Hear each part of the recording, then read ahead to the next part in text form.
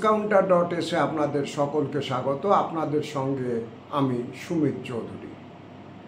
আপনারা জানেন যে বিজেপির বহু প্রতীক্ষিত যে রাজ্য স্তরের গুরুত্বপূর্ণ সাংগঠনিক বৈঠক হওয়ার কথা ছিল তা শেষ হয়েছে এবং যতটা উত্তপ্ত হয়ে উঠবার কথা ছিল এই রাজ্য বৈঠক দেশজোড়া যুদ্ধের আবহে তুলনামূলকভাবে একটা শান্তি কল্যাণের পরিস্থিতি থেকে গেছে রাজ্য বিজেপির বৈঠকে। এখন পর্যন্ত যা ঠিক আছে তাতে আগামী বিধানসভা নির্বাচন অবধি সুকান্ত মজুমদারই সম্ভবত সভাপতির দায়িত্ব সামলাচ্ছেন এবং বিজেপির যে কেন্দ্রীয় নেতৃত্ব উপস্থিত ছিলেন তারা বলেছেন সুকান্ত মজুমদার, শুভেন্দু অধিকারী যাতে যৌথভাবে এই সাংগঠনিক তৎপরতা চালু রাখেন। তবে সেটা গুরুত্বপূর্ণ বিষয় না। গুরুত্বপূর্ণ বিষয় যেটা সেটা হচ্ছে দিলীপ ঘোষকে যতটা কোণঠাসা করে ফেলবেন ভেবেছিলেন শুভেন্দু অধিকারীর অনুগামীরা, সেইভাবে কিন্তু দিলীপ ঘোষকে এই বৈঠকে তাঁরা কোণঠাসা করতে পারেননি। কেন্দ্রীয় নেতৃত্ব এমন কোনো সিদ্ধান্ত নেওয়ার পক্ষে সায় দেননি যাতে দিলীপ ঘোষ যাতে নিজে থেকে বিজেপি ছাড়বার অবস্থায় পৌঁছে যেতে পারেন তার সুযোগ হয়ে যায়। দ্বিতীয়ত, দীর্ঘদিনের আরএসএসের সৈনিক হিসেবে পরিচিত দিলীপ ঘোষ তাকে এত তাড়াতাড়ি লুজ করতে চাইছেন না এখানকার সংঘ পরিবারের নেতৃত্ব। এই কথাটা আমি আগেও বলেছি।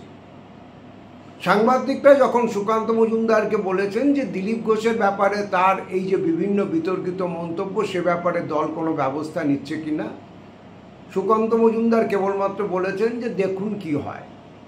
আমার কাছে যেটুকু খবর তাতে দিলীপ ঘোষকে দল এবং সংঘের কেন্দ্রীয় নেতৃত্ব সতর্ক করেছেন, বলেছেন যে দিলীপ ঘোষের এমন কোনো মন্তব্য করা উচিত না যেটা শেষ পর্যন্ত দলের স্বার্থের বিরুদ্ধে যায়, বিশেষ করে এই ক্রুশিয়াল সময়ে, কারণ বছর ঘুরলেই নির্বাচন। আমাদের দর্শকরা সকলেই জানেন দিলীপ ঘোষ একের পর এক বিস্ফোরক মন্তব্য করে বিশেষ করে যারা নব্য তৃণমূলী, মাফ করবেন নব্য বিজেপি, অর্থাৎ তৃণমূল থেকে যারা বিজেপিতে এসেছেন তাদের সম্পর্কে রীতিমতো আক্রমণাত্মক ছিলেন দিলীপ ঘোষ। মতাদর্শগত প্রশ্নটা ছাড়াও সরাসরি বিভিন্ন আর্থিক কেলেঙ্কারিতে জড়িত থাকার অভিযোগ তুলেছিলেন দিলীপ। এই শান্তি কল্যাণের স্বার্থে আপাতত দিলীপ ঘোষকে লাগাম পড়াচ্ছেন, অন্তত তার মুখ বন্ধ রাখতে বলেছেন কেন্দ্রীয় নেতৃত্ব। এইরকম খবরই শেষ পর্যন্ত পাওয়া যাচ্ছে। সুকান্ত মজুমদার এবং শুভেন্দু অধিকারী নিজেদের মধ্যে তালমিল কতটা ধরে রাখবেন, টিকিট বন্টনের ক্ষেত্রে সংঘাত কতটা কমিয়ে আনবেন এবং মোটামুটি সর্বজনগ্রাহ্য একটা তালিকা আগামী বিধানসভায় করতে পারবেন কিনা সেটা সময় বলবে। কারণ যে কোনো দক্ষিণপন্থী দলে এই ধরনের যে ফেভার বন্টনের কোনো প্রশ্ন আসবে তখন সাংগঠনিক বিরোধ সরাসরি রাস্তায় নেমে এসেছে, এটা আমরা একাধিকবার দেখেছি। আর কয়েকদিন আগেও যে বিজেপিতে যে রাজ্য দপ্তরে বিক্ষোভ হয়েছে বিক্ষুব্ধ কর্মীদের, সেটাও আশা করি আমাদের দর্শকদের মনে আছে। অতএব শুভেন্দু অধিকারী এবং সুকান্ত মজুমদার একসঙ্গে নেতৃত্ব দেবেন এটা কৌশলগতভাবে ঘোষণা ঠিকই আছে, কিন্তু বাস্তবে সেটা কতটা কার্যকরী হবে সেটা আমাদের দেখবার। আমরা এটা ভুলে যাইনি যে গত লোকসভা নির্বাচনের সময় সুকান্ত মজুমদারের অনুগামীদের অভিযোগ ছিল যে সুকান্ত মজুমদারকেও তার পুরনো আসন থেকে সরিয়ে দেওয়ার চেষ্টা হয়েছিল, যেভাবে দিলীপ ঘোষকে সরিয়ে দিয়ে মেদিনীপুর থেকে দুর্গাপুরে পাঠানো হয়েছিল।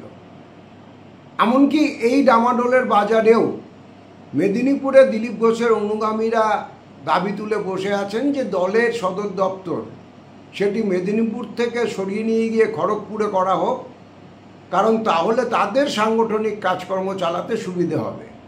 যদিও ওখানে দিলীপ ঘোষ বিরোধী হিসেবে যারা পরিচিত আছেন তারা বলেছেন যে যেহেতু মেদিনীপুরই হচ্ছে জেলার সদর, সেখানে আচমকা দলীয় দপ্তর তুলে নিয়ে গিয়ে খড়গপুরে বসিয়ে দেওয়ার যে আবদার, এটা কোনোটাই মেনে নেওয়া রাজ্য বা কেন্দ্রীয় নেতৃত্বের খুব একটা বুদ্ধিমানের পরিচয় হবে না।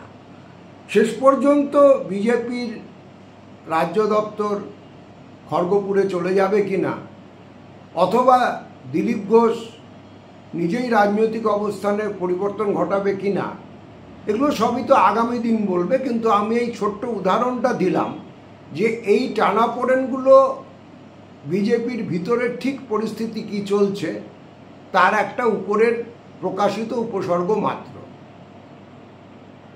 আজকে যেটা খবরটা দিয়ে আজকের বুলেটিন আমরা শেষ করব সেটা হচ্ছে এই, সুকান্ত মজুমদার যদি আগামী বিধানসভা পর্যন্ত টিকেও যান রাজ্য বিজেপি দলের সভাপতি হিসেবে, শেষ পর্যন্ত তাকে জায়গা ছাড়তে হবে। এবং এখন অবধি যে নামটি সবথেকে চর্চায় রয়েছে সেটা হচ্ছে শ্রমিক ভট্টাচার্য। শ্রমিক ভট্টাচার্য বিজেপির পুরনো পরিচিত মুখ। শ্রমিক ভট্টাচার্যের রাজনৈতিক দোলাচলের কোনো বিষয় নেই, মোটামুটি গোষ্ঠী ভারসাম্য রেখে চলবার মতো বুদ্ধিমত্তা শ্রমিকের আছে। তবে একথা ঠিক যে নারী ঘটিত কিছু অভিযোগ শ্রমিক ভট্টাচার্যের বিরুদ্ধে প্রকাশ্যেই এসেছে, এবং যে সমস্ত মহিলারা অভিযোগ করেছেন তাদের মধ্যে একাধজন গত নির্বাচনে শ্রমিক ভট্টাচার্যের বিরুদ্ধে প্রকাশ্যে ক্যাম্পেনও করেছেন। এই পার্টটা একমাত্র প্রতিবন্ধক হয়ে দাঁড়াতে পারে। সেক্ষেত্রে হয়তো অন্য কোনো মহিলা নেত্রীর নাম সামনে আসতে পারে, কিন্তু এখন পর্যন্ত যা গোষ্ঠী সমীকরণ রাজ্য বিজেপির নেতৃত্বে, তাতে সুকান্ত মজুমদার অবসৃত হওয়ার পর উইথ অল প্রবাবিলিটি শ্রমিক ভট্টাচার্য রাজ্য সভাপতি হওয়ার সম্ভাবনা রয়েছে। কিন্তু এগুলো সবই সম্ভাবনার অঙ্ক, বিশেষ করে বিজেপির মতো একটি দল যার উপরে এই মুহূর্তে আরএসএসের নিয়ন্ত্রণ বাড়ছে, এবং আগামী বিধানসভা নির্বাচনের আগে সম্ভবত আরও কিছুটা বাড়বে। অতএব শেষ পর্যন্ত কি হয়, রাজ্য সভাপতি পদের শিকে কার ভাগ্যে ছেড়ে বিজেপিতে, সেটা দেখবার জন্য আমাদের একটু অপেক্ষা করতে হবে।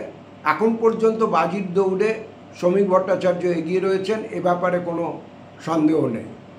TheNewsCounter.s এখন এই পর্যন্ত। দেখা হবে পরবর্তী এপিসোডে। সকলে ভালো থাকবেন।